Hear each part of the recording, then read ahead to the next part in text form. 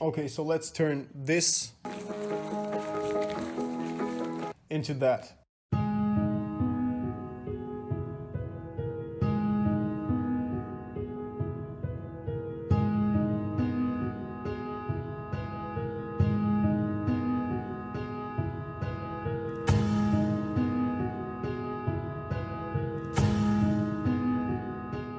What's up everyone, hope you're doing well. So I'm still getting a ton of messages about how I color grade, and it has been a while since my last video about doing things in post. So I thought, okay, I got some nice footage over here, so let's edit this and get the cinematic look. But before we jump into Premiere Pro, let's talk about the footage I took. It was shot on the 5D Mark IV with the Sigma 35 1.4. It was all shot handheld, no gimbals, really shaky footage because the camera has no stabilization. I used the C-Log picture profile by James Miller. So, you know, to get the most out of your camera and get better dynamic range, you should always use a flat picture profile. No matter if you're shooting Sony or Canon or what else, try to go as flat as possible to get the best dynamic range. I personally don't like to shoot in real S-Log or C-Log because you're getting those grain in the shadows, and also you have to use your native ISO of your camera.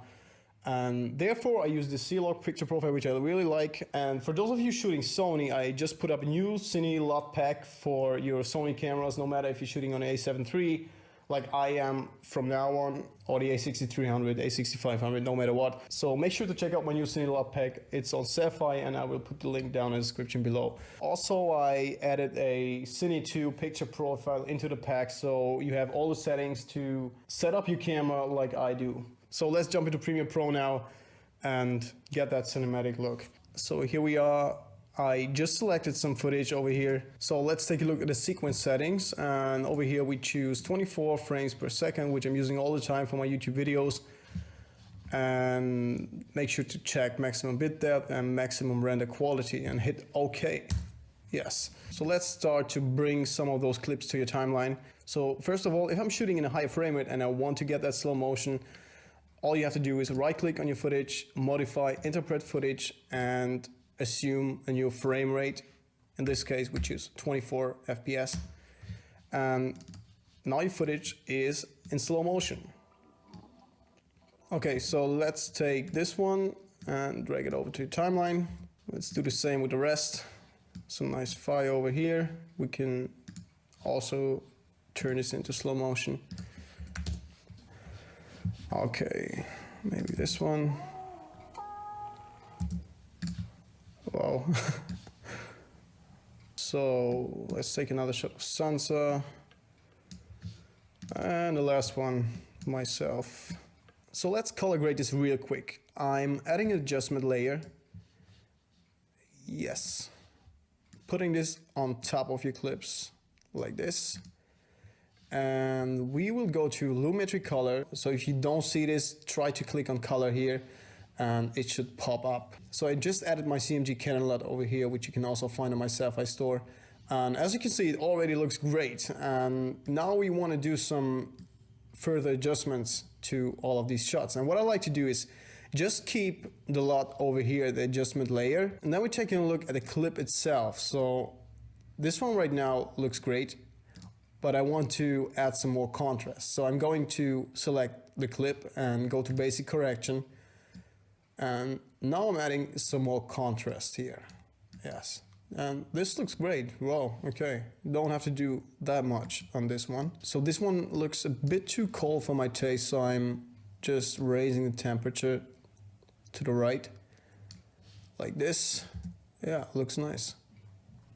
So let's take a look at this one. We need some more contrast over here. Maybe put down the highlights a bit. Yes. So this one's also too cold. So I'm bringing up the temperature just a bit. Maybe raising the exposure, adding some contrast. What I like to do is bring down the highlights in most of my clips because the highlight roll of the Canon just sucks. Maybe some more saturation. Yeah, and that's it. Nice. Here we can lift the shadows, adding some more contrast. Same over here.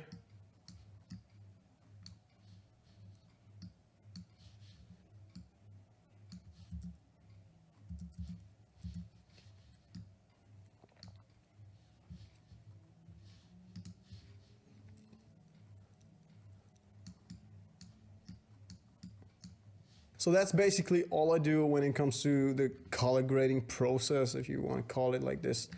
So let's take a look at stabilization in post, which I like to do when my footage is too shaky.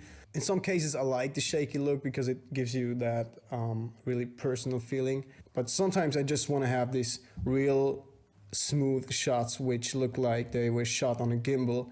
So and to make this even smoother, we just go to effects, search for warp stabilizer and drop it onto your clip. And now it's analyzing the background. So sometimes the program can't analyze the footage because it's too shaky or the movements were too crazy.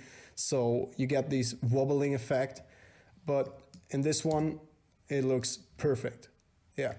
So that's all I do with stabilization. People always asking, which gimbal did you use for this video? But most times I'm shooting all handheld. So we can try to use the same technique with this one.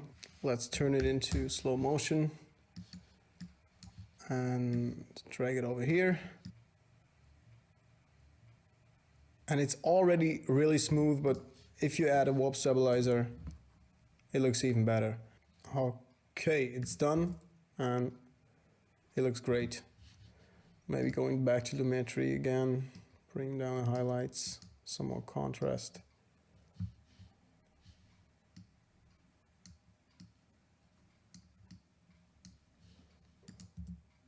Yes. Yeah, it looks nice. Okay, so let's move on to the next step, black bars. So almost every movie I've seen has these cinematic black bars on top and the bottom. So there are two ways to do this. Either you can go to effects and just type in crop, just drag it over to your adjustment layer, go over to effect controls, and over here we have the crop. And now you could just type in something here at the top and the bottom, and boom, you have these letter boxes. What I like to do is I found these black bars, PNG files. So for different ratios, you get a ton of PNGs, which you can simply drag and drop to your timeline. So right now we're in 1080, so let's choose this one. And there we go. You got the black bars. It's up to you what you want to use. I'm lazy and I like to drag and drop and everything is done. So this already looks really cinematic, but what's missing right now is music. If I saw that footage, it really reminded me of the Netflix original series Dark. If you haven't watched it already, you should, because it's awesome. And I took so much inspiration from this. And there's this artist called Agnes Obel, and she did the soundtrack for this series. And here's the song Familiar. So let's just drag this onto your timeline. For sure, now you should match your clips to your audio. But for this one, I just keep it like that. So I really love that soundtrack. It's so intense and peaceful. You should check her out on Spotify. Okay, so now we got the music. What else? Film grain. So almost in every movie you have seen that there is a slightly amount of grain on the image. You will get this look if you're shooting on high budget cinema cameras, but we want to fake it now. So I got some film grain over here from Grainzilla. So this one's not free, but if you just type in free film grain into Google, you will find some grain you can use also. But I like this one a lot because it's super organic and it just looks cool. So we want to drag this above all the other stuff we have in our timeline. So now you see it's too short, so I'm just going to hold down my Alt key, drag it to the right, and it gets copied. And you can do this as often as you want. So then we have to resize it because this is 4K film grain and we are on a 1080 timeline. So select all, right click, scale to frame size, and then again right click and nest. So you get a nested sequence which you can crop as you want it. Okay. Oh, I just made a mistake. The black bars should be on top for sure. So let's drag the black bars, and the nested sequence is our film grain. And now we have to put the blend mode to overlay. Put this one to 70. That looks great. Yeah. So that's all with film grain. It's just a subtle thing to do with your footage, but it gives you so much more of these organic film camera looks. So let's take a look at this. Yeah, looks nice. So there's something else I like to add in post, and for this one I'm creating a new adjustment layer, putting this above all, and especially if you're shooting on a Sony camera like the a6500, sometimes or in most cases, your 1080p image looks very soft. So therefore we want to do some post sharpening. Let's type in unsharp mask over here. Drag this to your new adjustment layer, and I like to set this to 25 and the radius to 0.5.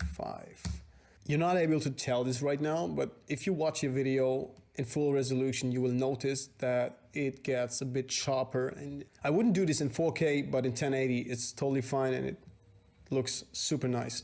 Okay, so the last step is motion blur. So that's a thing you don't have to add, but I like to because it gives you another tiny amount of that cinematic look. So I found this plugin which is called Real Smart Motion Blur, RSMB.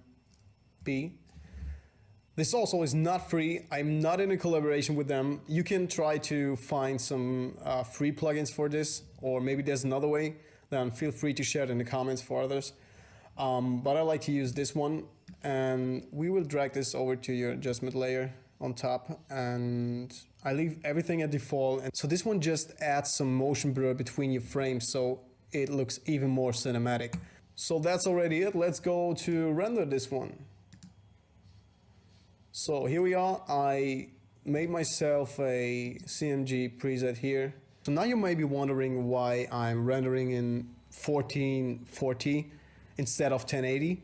And the reason for this is simply that YouTube has limitations when it comes to bit rates. And if you're rendering in 1080, I think the maximum bit rate is about 12 megabit or something like this. So I'm choosing this resolution because it simply looks better if you upload it to YouTube. Let's move on. Frame rate 24, everything at default. Rendered maximum depth should be checked. So bitrate settings, I choose VBR to pass. That simply means that the program goes through all your footage 2 times. And as a target bitrate, I choose 30. Maximum bitrate is 50. Yeah, nice. Okay, use maximum render quality for sure, and that's it. Export video, export audio should be checked, and that's all. Hit export, and that's it. So that's basically all I do. If you got something to add, just feel free to put it in the comments, and maybe some people can learn from you, because most of the time I still don't know what I'm even talking about. So feel free to share it. And if you want to get those cinematic LUTs for your Sony a7 III, you can use this discount code to get a 30% off. I hope you liked the video. If you have any questions, put them in the comments. So all the stuff, the plugins I use in this video are linked in the description. Make sure to check this out. Okay, so now let's just roll the clip I just edited. Tschüss.